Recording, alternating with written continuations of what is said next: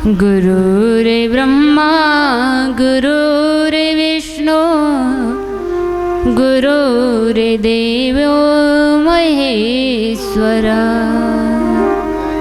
गुरुर्साक्षात् परब्रह्म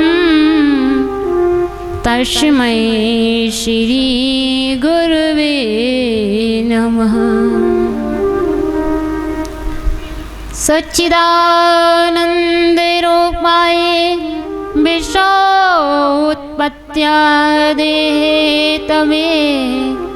तापत्रय विनाशाय श्रीकृष्णाय वयं नमः। जय जय राधारमण जय जय नवल किशोर जय गोपी चित चोर प्रभु जय जय माखन चोर। अंजनी सुतवंदन करो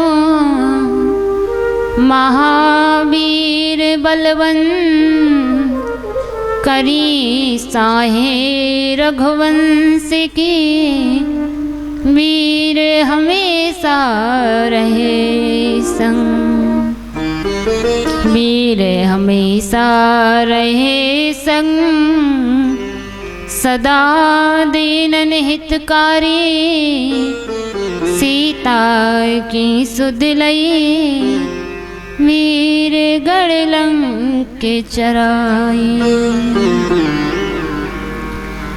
मैया वीणा वादनी हयो हंस सजाए नाव पड़ी मझधार सुखी चल गई ओ पार। बरसाने की राधिका प्यारी नंद गाँव के घनश्याम उन दोनों के चरणों में मेरा कोटि कोटि प्रणाम मेरा कोटि कोटि प्रणाम। बोले वृंदावन बिहारी लाल की राधा रानी अलविली सरकार की सदगुरुदेव भगवान की श्री श्री 1008 महामंडलेश्वर संत श्री ज्ञानदास जी महाराज की दादू दयाल भगवान की चार भुजानाथ की लड्डू गोपाल की श्रीमद् भागवत महापुराण की अनंत बलवंत संत श्रोमणी हनुमंत लाल की अपने अपने गुरु गोविंद की गौ माता की अपने अपने माता पिता की जय जय श्री राधे जय जय श्री राधे जय जय श्री राधे। श्याम गावो विश्वस्य मात्रा हरि गो श्या राम मैं सब जग जाने करो प्रणाम जोर जगपाल। सर्वप्रथम सदगुरुदेव भगवान के चरणों में मेरा कोटि कोटि नमन वंदन। श्री श्री 1008 महामंडलेश्वर संत श्री ज्ञानदास जी महाराज के चरणों में मेरा कोटि कोटि नमन वंदन। संगीत के सानिध्य में चल रहे सहयोगी गढ़ भाई मूल पाठ पर पंडित जी को राधे श्याम। दूर दराज से पधारे वृद्धजन माता अनसुईया के पद चिन्हों पर चलने वाली हमारी माताएं बहनें व पान डाल की शोभा बढ़ाने वाले छोटे छोटे बाल गोपालों को राधे श्याम और समस्त भक्तों को मेरा राधे श्याम सीताराम।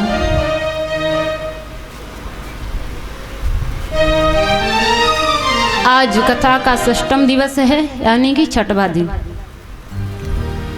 और हम लोगों ने 5 दिन की कथा श्रवण कर ली है। अब 5 दिन में आप लोगों ने कितना क्या सीखा?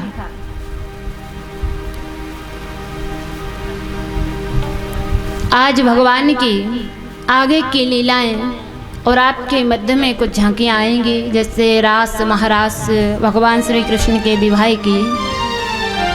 तो आज भगवान का विवाह रहेगा विशेष।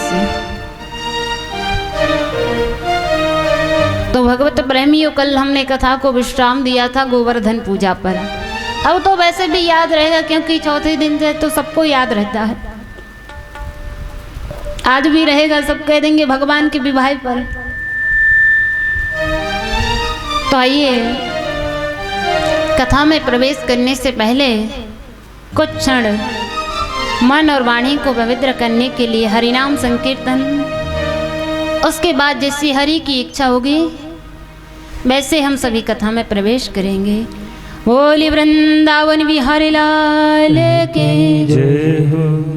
दादू राम दादू राम दादू राम दादू राम दादू राम दादू राम दादू राम दादू राम दादू राम दादू राम दादू राम दादू राम दादू राम दादू राम दादू राम दादू राम सत्य राम सत्य राम सत्य राम सत्य राम सत्य राम सत्य राम सत्य राम सत्य राम सत्य राम सत्य राम सत्य राम सत्य राम सत्य राम सत्य राम सत्य राम दादू राम दादू राम दादू राम दादू राम दादू राम दादू राम दादू राम दादू राम दादू